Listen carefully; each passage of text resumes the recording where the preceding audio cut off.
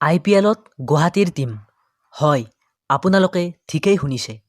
অহা 2021ৰ IPLৰ বাবে নতুন টীম হিচাপে স্থান পাব পাৰে সমগ্ৰ নৰ্থ ইষ্ট মিলাই গুৱাহাটী নামেৰে IPL টীম। যিহেতু এইবাৰ BCCIয়ে IPL 2021ৰ বাবে দুটা নতুন IPL টীমক অন্তৰ্ভুক্ত কৰাৰ চিন্তা চৰ্চা কৰি আছে। তাৰ বাবে ইতিমধ্যে বহুকেইখন ষ্টেট বা চহৰৰ নাম ওলাই আছে। তাৰ ভিতৰত কিন্তু গুৱাহাটীক লৈও চৰ্চা চলি আছে।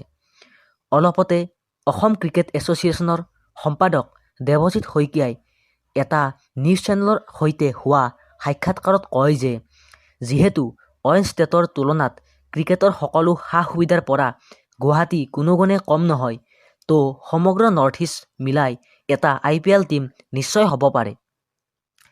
আৰু তাৰ বাবে নৰ্থ ইষ্টৰ সকলোকেইখন ষ্টেটৰ ক্ৰিকেট বৰ্ডৰ মাজত কথা-বতৰা ইতিমধ্যে হৈ যোৱা বুলি তেওঁ কয়। আৰু অহা 24 ডিচেম্বৰত BCCIৰ যিখন বৈঠক হ'ব, তাত ডিচিশ্যন ল'ব যে IPL 2021ৰ বাবে 10টা টীম হ'ব নে নহয়।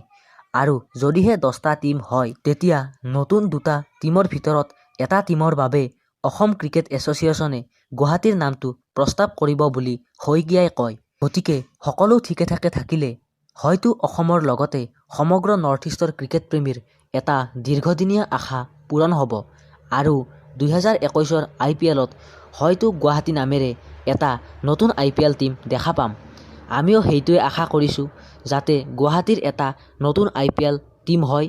গতিকে আজিৰ ভিডিঅ'টো ইমানেই। ভিডিঅ'টো ভাল পালে লাইক কৰিব, কমেণ্ট কৰিব, শ্বেয়াৰ কৰিব।